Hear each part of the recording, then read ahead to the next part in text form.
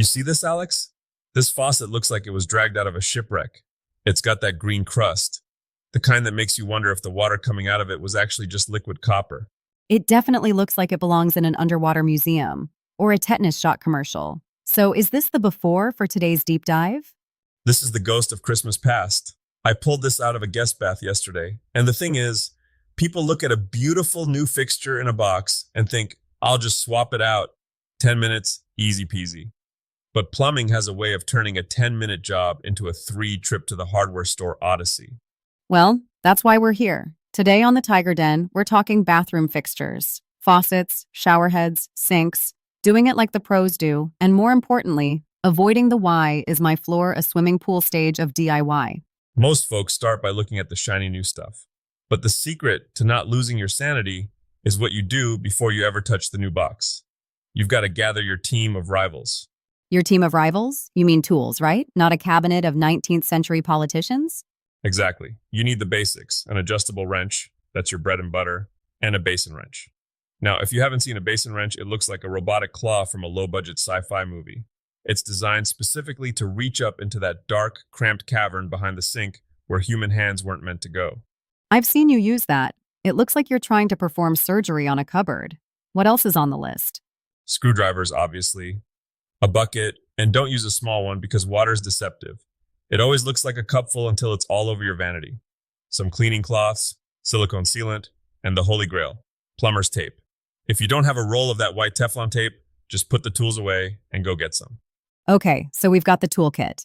But before we start ripping things out, we need to talk about the stop button. The shutoff valve. If there is a patron saint of plumbing, it's the person who invented the local shutoff. Look under the sink. You should see 2 handles. Turn them right, clockwise, until they stop. And if they don't turn? Because in my apartment, those things feel like they've been welded shut since the Ford administration. Whatever you do, don't force them with a giant pipe wrench if they're stuck. That's how you snap a pipe inside the wall and turn your afternoon into a call to the emergency services. If those local valves are frozen, you go to the main water shutoff for the whole house. Once it's off, open the faucet, let the pressure die down. You want the pipes to let out that last gasp of air. All right, the water's off. Now we get to the destructive part, or deconstruction, as you like to call it. Removing the old fixture is where the real stories are hidden. For a faucet, you're diving under the sink. You disconnect the supply lines, those flexible braided hoses, and then you hit the mounting nuts. This is where that basin wrench earns its keep. I bet those nuts are usually rusted on pretty good, though. Oh, they've bonded. They're basically a married couple at this point. Sometimes you have to hit them with a bit of penetrating oil and wait 10 minutes. Once they're off, the faucet just lifts out, usually with a handful of gunk that looks like it came from a swamp. Charming. What about sinks? That's a bigger beast. Sinks are a different animal. You've got the plumbing to unhook, sure, but you've also got the sealant. You take a utility knife and carefully slice through the bead of silicone between the sink and the counter. You don't want to gouge your granite or wood. Then you lift it out like you're handling a giant heavy egg. And shower heads? Those seem like the entry-level drug of plumbing DIY. They are. Just turn it to the left. If it's stubborn, put a rag over the arm so you don't scratch the finish with your wrench and give it a firm nudge. Okay, everything's out. The hole is empty. Is it time for the shiny new toys? Not yet. You have to prepare the altar. This is the step everyone skips. You've got to scrape away every bit of old putty, every trace of old silicone, and all that white mineral crust. If you don't have a clean, smooth surface, your new gasket won't seat right. It's like trying to put a Band-Aid on a knee covered in sand. It just isn't going to stick. So clean it until it shines. Got it. Now, let's talk about the install. We've got our new faucet. What's the pro move for getting it in there? Most new faucets come with a rubber gasket. Use it. If the instructions call for plumber's putty, you roll a bit of it in your hands like you're making a Play-Doh snake, and you circle the base. Drop the faucet into the holes. Now here's a tip from the I've messed this up before files. Make sure the faucet is centered and straight before you tighten it down from below. I'm guessing you've had a few crooked faucet moments. I once spent an hour tightening everything up, crawled out from under the sink, and realized the faucet was pointing at a 30-degree angle toward the soap dish. I had to redo the whole thing. It's a literal pain in the neck. And the supply lines? You mentioned plumber's tape earlier. Wrap that tape around the threads of the faucet intakes, clockwise. If you wrap it counterclockwise, the tape will just unravel when you screw the nut on. It's a small detail, but it's the difference between a dry cabinet and a soggy mess. What about sinks? You mentioned silicone earlier. Is that the secret to the big installs? It is. You run a nice, steady bead of silicone around the edge of the opening, lower the sink in, and once it's seated, don't just walk away.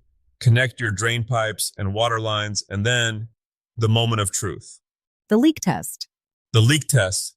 People turn the water back on like they're opening a fire hydrant. Don't do that. Turn those shutoff valves slowly. Let the pressure build up gradually. Watch the connections. I usually use a dry paper towel for that. If it stays white, you're good. If it gets a dark spot, you've got a drip. That's a pro move right there, Alex. A paper towel is the best leak detector ever invented. If there is a drip, usually a quarter turn with the wrench fixes it. But, and this is a big but, don't over tighten. Why not? Wouldn't tighter be better for stopping leaks? You'd think so, wouldn't you? But if you crank it too hard, you can actually crush the rubber washers inside or even crack the nut. Then you're back to the hardware store for a whole new assembly. It's about being firm, not aggressive. Sounds like relationship advice. Well, plumbing is a relationship. Treat it with respect and it won't ruin your floor. We've talked a lot about the how-to, but what about the which one? How do you choose between the 100 different fixtures at the store? Look for the WaterSense label. It's not just about being green. It actually helps with your utility bills and ensures the flow rate is optimized for modern plumbing. And materials matter. Brass or stainless steel? Yes. Plastic with a chrome coat? Stay away if you want it to last more than a year. And does style always trump function? Never. You can have the most beautiful waterfall faucet in the world, but if it doesn't fit your existing sink layout, maybe the holes are spaced 4 inches apart, and you bought an 8-inch widespread faucet, you're going to be a very frustrated homeowner. Measure twice, buy once. So basically, don't buy a faucet just because it looks like it belongs in a boutique hotel if your sink is a 1970s relic. Exactly. Compatibility is king.